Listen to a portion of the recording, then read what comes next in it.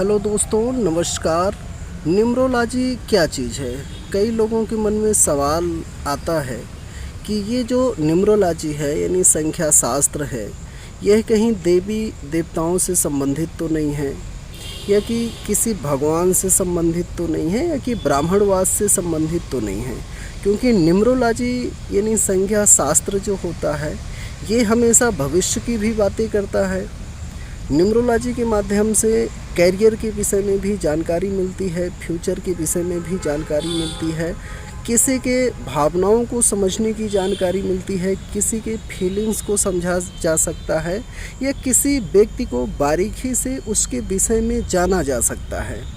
तो कई लोगों के मन में सवाल आता है कि ये जो संख्या शास्त्र है, न्यूमरोलॉजी है, ये कोई ब्राह्मणों के द्वारा बनाया गया कोई मिथ है। तो ऐसा कुछ नहीं है। आपको हम बता दें, न्यूमरोलॉजी एक पुस्तक होती है। जैसे अपन कोर्स करते हैं बीएससी, एमएससी, बीए, एमए, इसी तरह न्यूमरोलॉजी भी एक विषय है।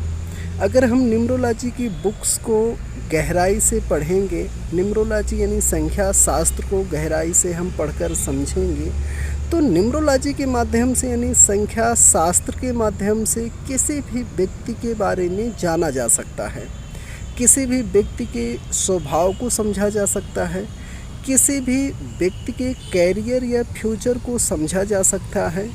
न्यूमरोलॉजी यानी संख्याएं, संख्या शास्त्र, संख्याओं की जो एनर्जी होती है, संख्याओं की जो पावर होती है, उनके माध्यम से हम लोगों के बारे में जाना जा सकता है। हर एक व्यक्ति से जुड़ा होता है कोई ना कोई नंबर। मैथमेटिक्स के जिन्हें हम साधारण अंक समझते हैं, ये अंक हर एक इंसान के जीवन से जुड़ा हुआ है।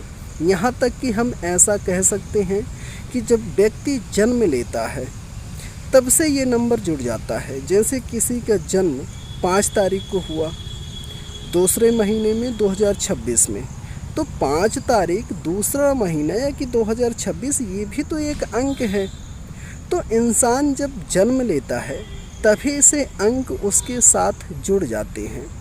तो अंकों की एनर्जी के माध्यम से, संख्या शास्त्र के माध्यम से लोगों के बारे में बहुत कुछ जाना जा सकता है और समझा जा सकता है।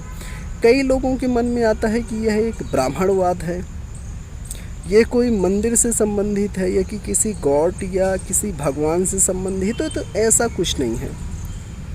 यह एक कोर्स होता है, आप गूगल भी कर सकते हैं। यदि आप न्यूमरोलॉजी के विषय में पढ़ना चालू करेंगे तो ये बहुत पुरानी खोज है, 1000 से ईस्वी से भी पुरानी, यानी 300 ईस्वी की हम बात करें, तब से ये मिस्र देश में पहली बार इसकी खोज हुई थी। तो यदि आप न्यूमरोलॉजी को बारीकी से पढ़ेंगे, जानेंगे, समझेंगे, तो किसी भी व्यक्ति के बारे में बहुत कुछ जाना जा सकता है।